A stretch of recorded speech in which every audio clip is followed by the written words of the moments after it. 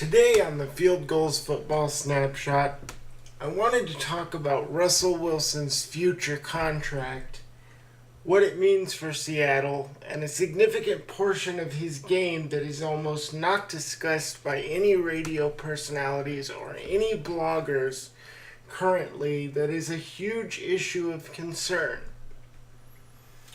Now, last year in the Super Bowl season, everybody saw that the offensive line had problems. But we also saw that Russell Wilson, could scramble and get out of trouble. Now, I'm kind of here because I'm actually concerned about that. To me, this is a problem.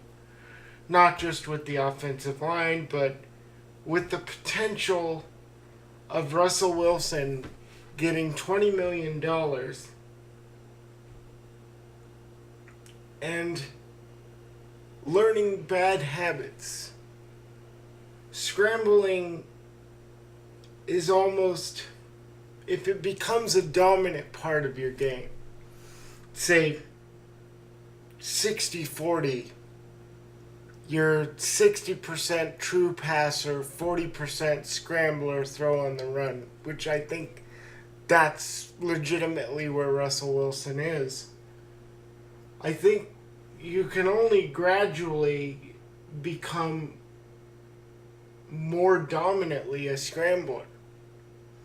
I'm worried that as we see Russell Wilson grow, he's not going to grow in the right fashion. So he's not going to grow as a pocket passer. He's going to become a scrambler. He's going to become a guy who is always on the move, always rocking on his feet, always a little bit skittish.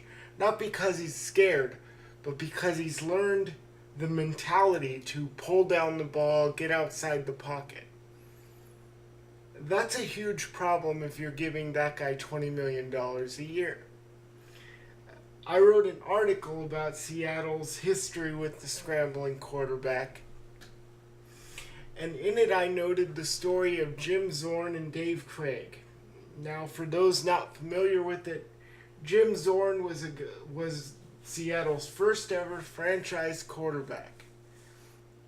And he performed behind a very bad offensive line. Okay, it was outright terrible at times. And so he was actually told, pull it down, try to make a play. That's how they designed their offense. They even called quarterback draws and different things like that because their offensive line was so bad. The problem was, as Jim Zorn developed those habits of scrambling and that being a significant portion of his game, by the 83 season, which only saw him start 8 games and be benched finally for Dave Craig, he passed for just 8 touchdowns and 8 interceptions and under 1,000 yards in 8 games.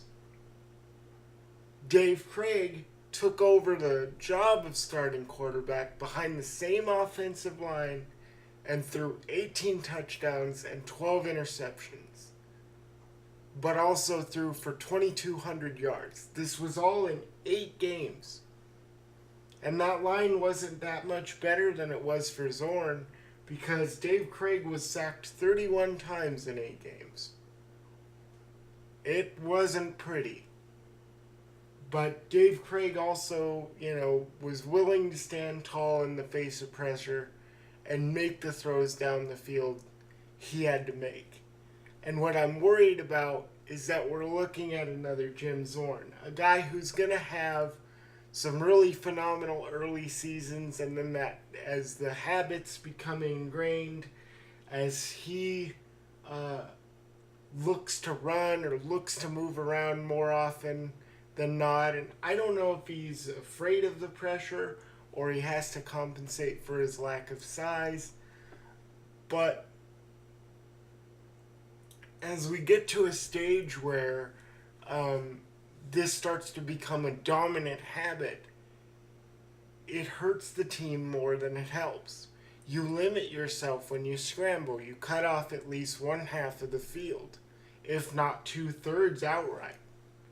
And if he becomes much like Jim Zorn, where every play became a scramble or a drift in the pocket, this becomes almost unworkable for an offensive lineman, because now he's always got to worry that I can never set my feet. My head's always got to be on a swivel.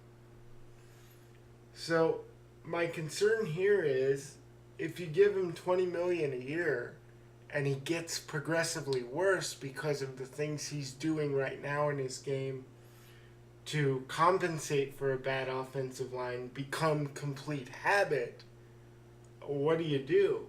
And I think this should be a concern to every Seahawks fan. And I think we should really look hard at this. He's clearly had his best statistical games when he doesn't scramble. And of course that means that the offensive line is playing pretty well. But that's pretty much the state I'm in right now, confronting the idea of Russell Wilson as scrambler first. I don't know that that's a huge problem right now, but I do think it could become one in the future, and I'm really just concerned about where the Hawks go from here. I'd love to hear your thoughts and your takes on this. It's probably going to earn me a few tomatoes, so I kind of expect that. But be as civil as you can, and if you disagree, that's all right. I'm looking forward to all the comments, good or bad. Okay, and I will see you guys next week.